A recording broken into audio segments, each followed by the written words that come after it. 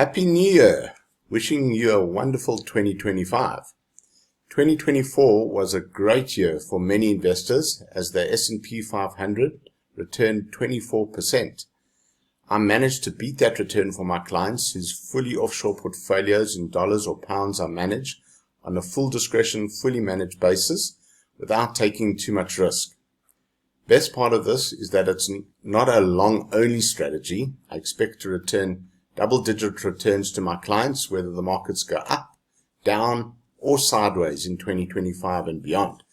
Massively grateful to my clients who have entrusted their hard-earned savings to me to manage on their behalf. So as you can see here, the statistics, the US 500, S&P 500, almost 24%, while my portfolio that I manage for my clients did almost 27%, with a maximum drawdown of 5%. There you can see 75 closed positions, the standard deviation, Sharpe ratio, and Sortino ratios. So just getting into the best performing stock markets last year in 2024. The United States at the top of the table, China, followed by China, Hong Kong, Brazil, India, and South Africa in 6th place. Thereafter Germany, Canada, etc. And then looking at the best performers on the US stock markets, these are companies with a market cap of over $500 million. Some extraordinary performers there. I don't know how you pronounce this. GeneDx Holdings up 2,738%. KULR Technology up 2,400%. AppLovin up 741%. So really great performers there.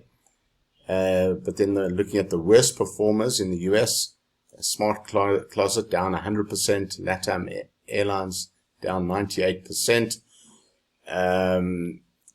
So pretty poor performers there. And then looking at the more well-known companies in the US, the mega caps, so to speak, over $200 billion market caps, best performers for 2024. Nvidia at the top of the table, almost 177%, followed by Broadcom, almost 120%. Recognized names like Netflix up 86%, Walmart up 76%, Tesla up almost 74%, Meta, Facebook up 70%, American Express up 62%. So the bank, Wells Fargo, up 48%. So those having a really good year in 2024, managed to lift the S&P 500. A lot of these are constituents of the S&P 500.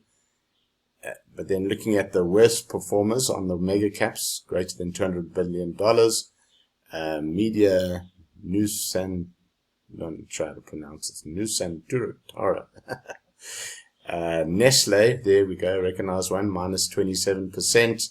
Louis Vuitton, down 17%. Novo Nordisk, the drug manufacturer, down almost 15%. PepsiCo, down 7%. ASML, the semiconductor manufacturer, down 5%. And then looking more locally at the JSE. So companies with a market cap greater than 500 million rand. The best performer was Fortress Income with 210%, followed by Premier up 115%. New listing WeBuyCars 112%. Raubex 99%. Mr. Price up 91%. Wilson Bailey up 74%, Southern Sun up 74%. Even the banks like Capitec having an excellent year last year, up 59%. Foschini up 55%. And then looking at the worst performers, Sasol, again looking at market cap about 500 million rand. Sasol down 55%, followed by Kumba Iron Ore down 42%, Anglo American Platinum down 39%, Sibanye, Northern Platinum, the Platinum's not having a good year at all last year. MTN not having a good year, down 16%, Aspen down 15%. So let's see how things change this year. Then just looking at US money market, if you're an American investor and you left your money in the money market, 1 year CDs approximately 4 to 4.5%.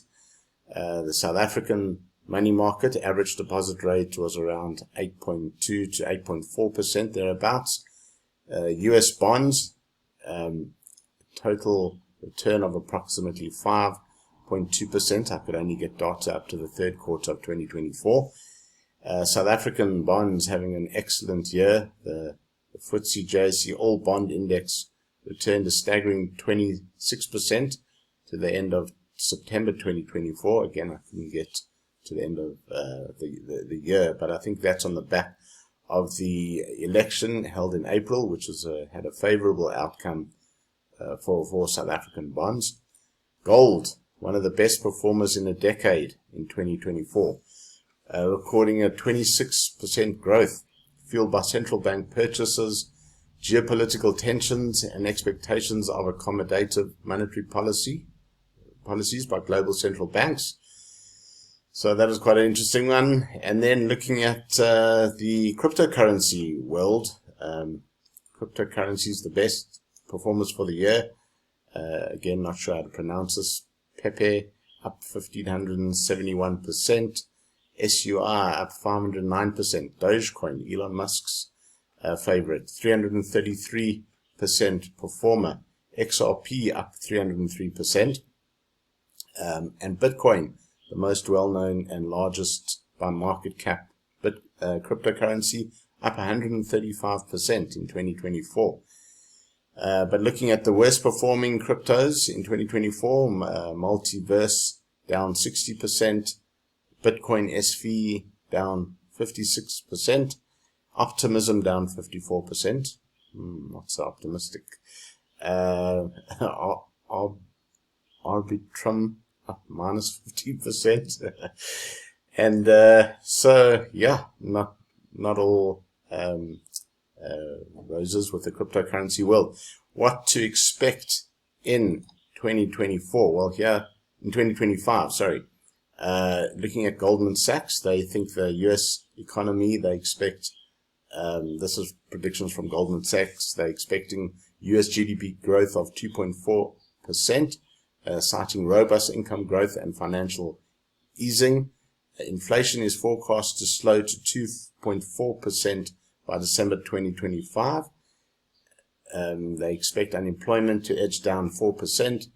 The Federal Reserve policy, they expect the Federal Reserve will cut interest rates 3 times in 2025, with the first cut in March. I think those expectations might have been tempered in the last couple of weeks. The Euro area, they're expecting below consensus GDP growth of 0.8%. China, they're expecting to slow down, their GDP growth to slow to 4.5%. Citing several structural changes, including deteriorating demographics, a multi-year debt deleveraging trend, and global supply chain de-risking. And then, of course, we've got potential US policy and geopolitical risks, particularly if Donald Trump, well, he has secured a second term, so that's going to be interesting. Watch the space. I think it's going to be an interesting year. And like I said, for my managed clients that I manage their portfolios offshore, to me it makes no difference whether the market goes up or down or sideways. I still expect to make money. Looking forward to 2025. If you have any questions or want to discuss your portfolio, give me a call or drop me an email, warrenes@afrifocus.co.za. Have a great week.